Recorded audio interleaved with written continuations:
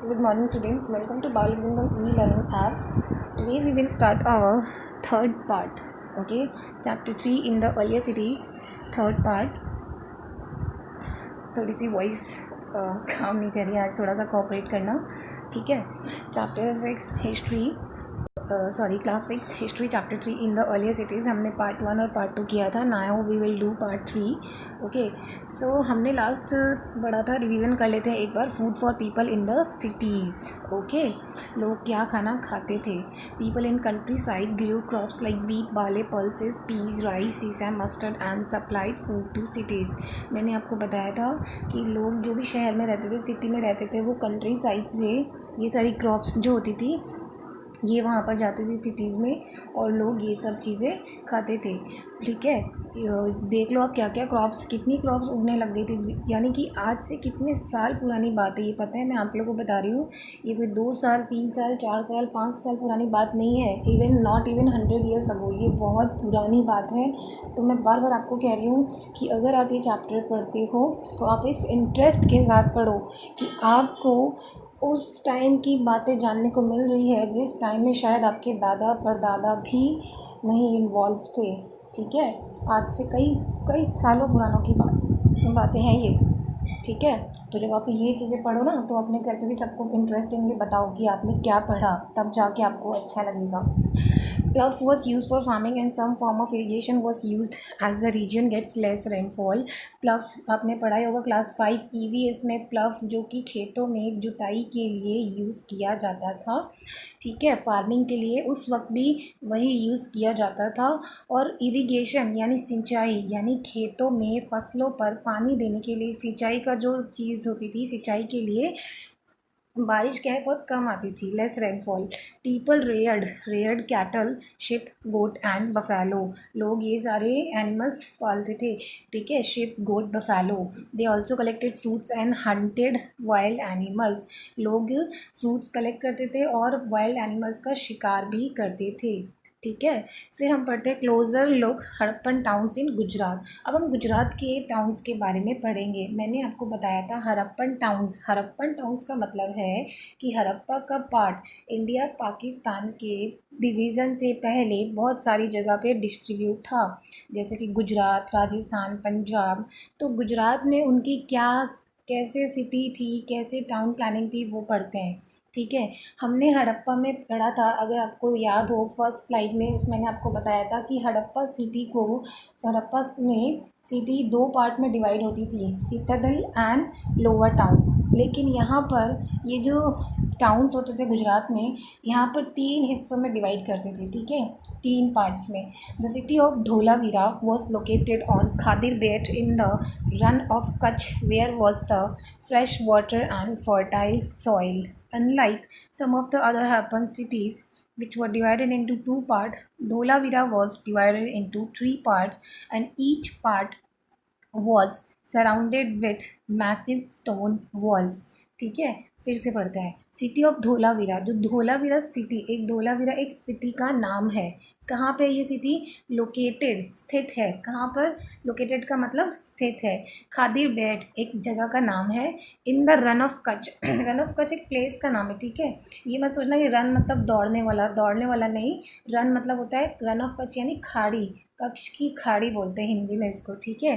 थोड़े से आप और बड़े हो जाओगे ना, 6 में 7 में आने लग जाओगे ना, तब आपको मैप के अकॉर्डिंग समझ में आने लग जाएगा। ये सब कुछ प्लेसेस के नाम होते हैं, जैसे बंगाल की खाड़ी, ठीक है। तो ये रन ऑफ कच्छ जो है ये गुजरात के साइड होता है। Where there was fresh water, उस समय वहाँ पर फ्रेश वाटर होता था और फर्टाइल सॉइल होती थी।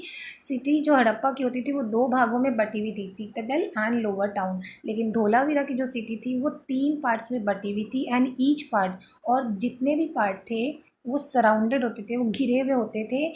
मैसी स्टोन वॉज, बड़ी बड़ी स्टोन पत्थरों की दीवारों से बनी होती थी, ठीक है, with entrances through gateways. There was also a large open area in the settlement where public ceremonies could be held. बड़े बड़े ओपन प्लेसेस होती थी। हमारे तो क्या होता है कि हम घर पे कर लेते हैं, ठीक है। यहाँ पे इनकी पब्लिक सेरेमनीज मतलब जैसे कोई भी बड़ा फंक्शन ये करते थे ना, ठीक है।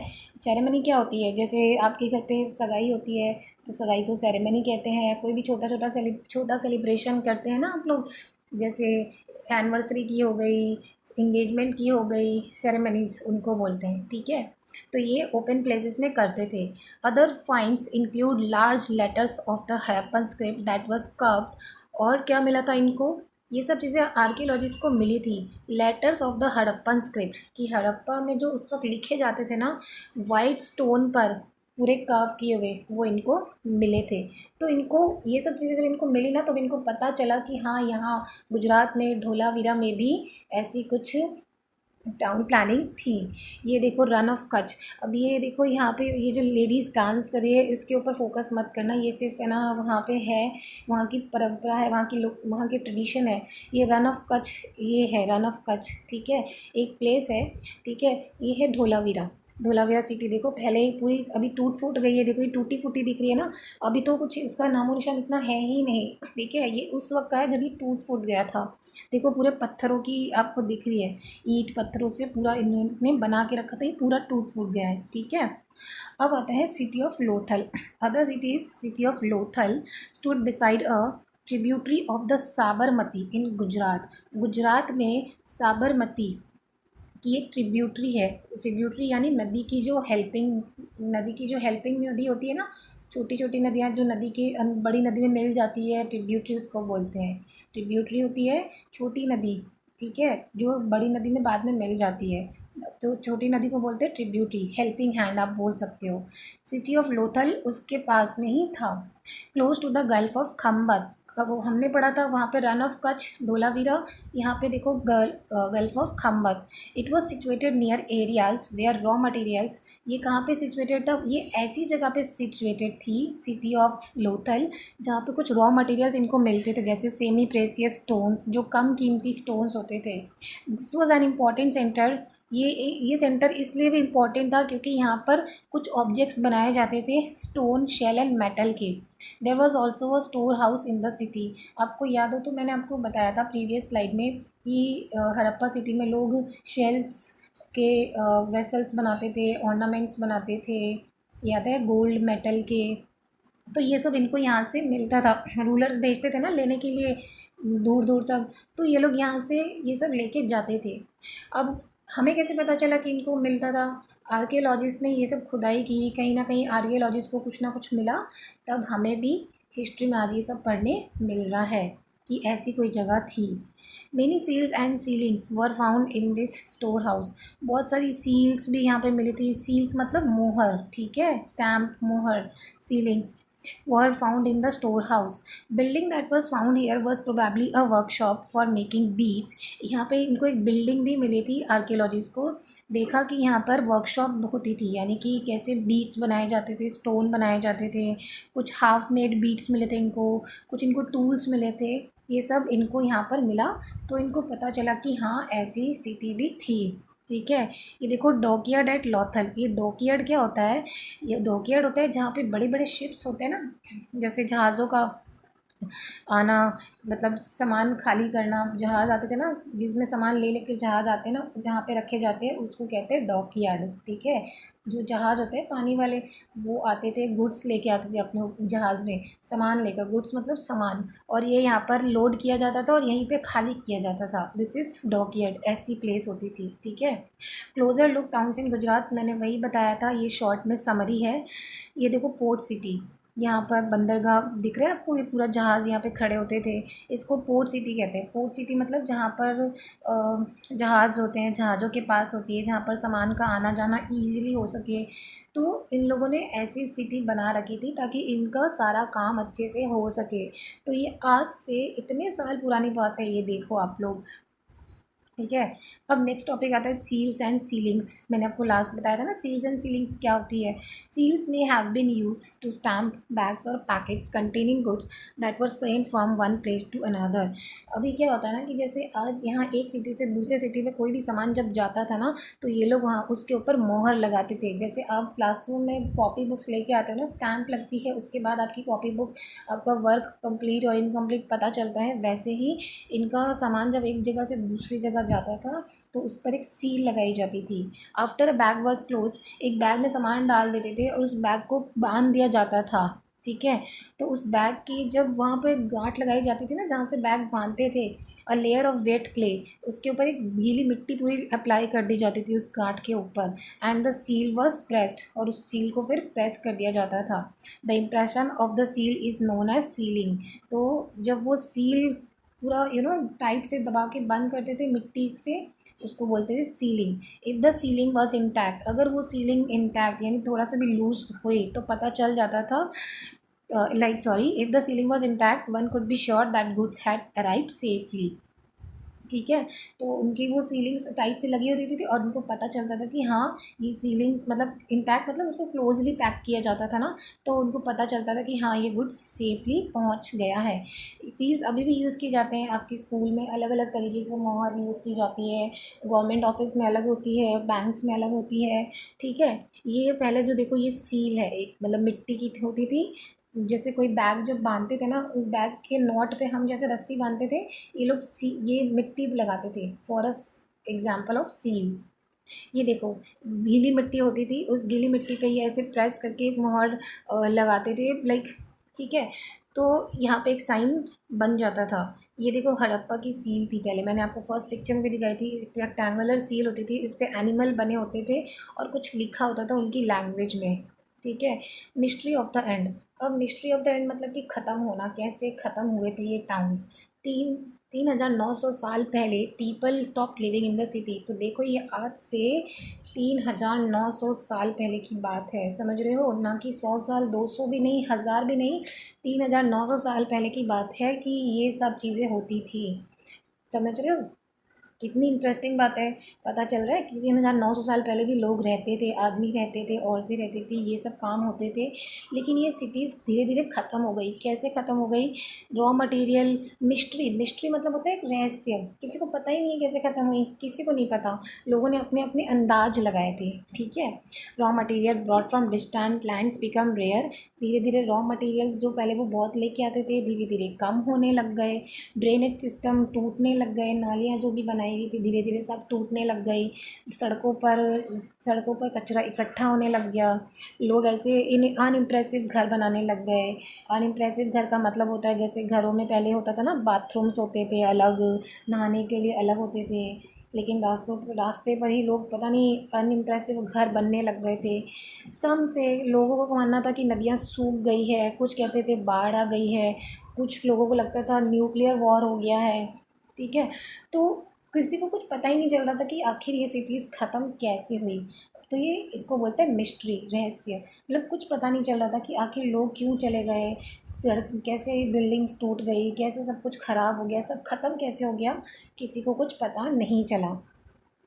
रूलर्स जो थे उन्होंने अपना सारा कंट्रोल लॉस्ट कर दिया। रूलर्स की कोई कोई रूलर्स नहीं हो रहे थे, कोई रूलर्स की बात नहीं सुन रहे थे। धीरे धीरे ये सब एंड होने लग गया था और नए सिटीज़ बनने लग गए थे, क्योंकि लोग कहीं और जा के सेटल हो रहे थे ना, तो न्यू सिटीज़ 1400 साल बाद बनने लग गए थे। अभी तक हमने हड़प्पा के बारे में पढ़ा, मोहनजोदारो पढ़ा, अब हम एक और चीज़ के बारे में पढ़ेंगे, पिरामिड्स। ठीक है। पिरामिड्स यानी इसको बोलते हैं पिरामिड। देखो ये ट्रायंगुलर सा दिख रहा है ना, इसको पिरामिड बोलते हैं। तो हमने पढ़ा था 4700 साल पहले ये सिटीज़ बनी, उसके बाद 3900 ईयर्स अगो, ठीक है, ये जो सिटीज़ थे धीरे धीरे डिक्लाइन होनी शुरू हो गई। उसके 1400 साल बाद यानी 2500 साल पहले, 3900 में से 1400 माइनस कर दो तो 2500 साल पहले न्यू सिटीज़ बननी शुरू हो गई। क्योंकि ये जो थे लोग, जो भी यहाँ से निकल गए थे, हड़प्पा मोहनजोदड़ो से सब जगह से निकल गए थे, ये लोग धीरे धीरे कहीं और जाके बसने लग गए और वहाँ पे सिटीज़ बननी शुरू हो गई। तो हम एल्सवेयर में इजिप्ट के बारे में पढ़ेंगे, एक नई सभ्यता, एक नया प्लेस इजिप्ट। 5,000 साल पहले किंग्स रूल्ड ओवर इजिप्ट। लोग, किंग जो थे वो इजिप्ट पे रूल कर रहे थे।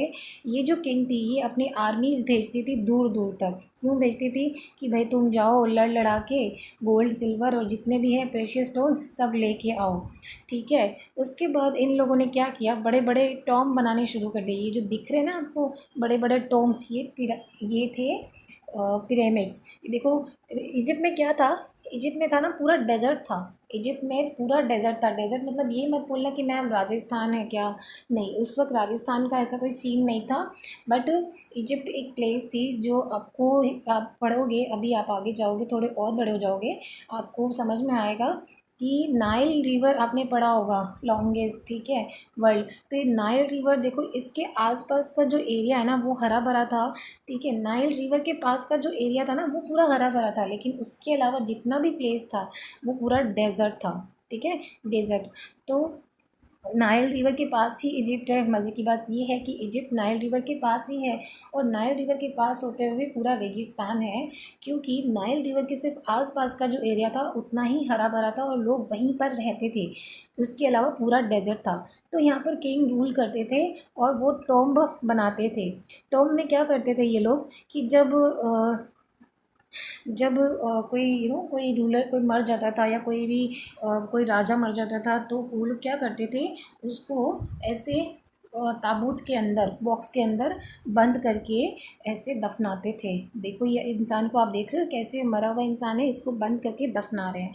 तो ये इसको बंद करके दफनाते थे, और इनके साथ साथ ये सोना चांदी, इनका गहना, इनका जितना सामान था ना, ये सब दफना देते थे इनके साथ। और तो और इस और तो ये क्या करते थे, इनके साथ कभी कभी इनके जो एनिमल्स होते थे या इनके सर्वेंट्स होते थे ना, उन सब को दफना देते थे।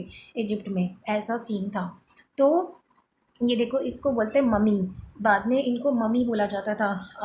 आपने कभी हॉरर स्टोरी पढ़ी होगी या कभी कोई मूवीज़ में सुना होगा ममीज़ के बारे में, तो इनको बोला जाता था ममीज़। तो इजिप्ट में ये सीन था। ठीक है, when they died the bodies of Kings की जो बॉडी होती थी वर प्रिजर्व्ड एंड ब्यूराइड, दफना दी जाती थी इन दिस पिरामिड्स।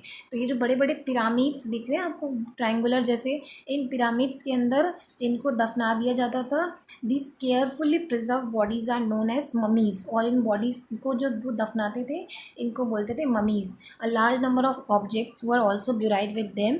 इनके साथ बहुत सारी चीज़ें दफना दी जाती थी, जिसमें फूड, ड्रिंक, इनके कपड़े, गहने, बर्तन, इंस्ट्रूमेंट, सब कुछ। इनफैक्ट एनिमल्स या फिर उनके जो कभी कभी जो इनके नौकर होते थे ना, जो इनके मतलब खास होते थे, उनको भी दफना दिया जाता था। These are amongst the most elaborate burials known in the world history. तो वर्ल्ड हिस्ट्री में ये सबसे हॉरर वाली बात थी इजिप्ट में। तो ये हमने पढ़ा about Egypt, Harappa in the earlier cities. तो अभी आपको मैंने इजिप्ट के बारे में क्यों बताया, क्योंकि हम चैप्टर पढ़ रहे हैं इन द अर्लियर सिटीज़, और अर्लियर सिटीज़ में हमारा हड़प्पा, मोहनजोदाड़ो और इजिप्ट तीनों के बारे में मेंशन है।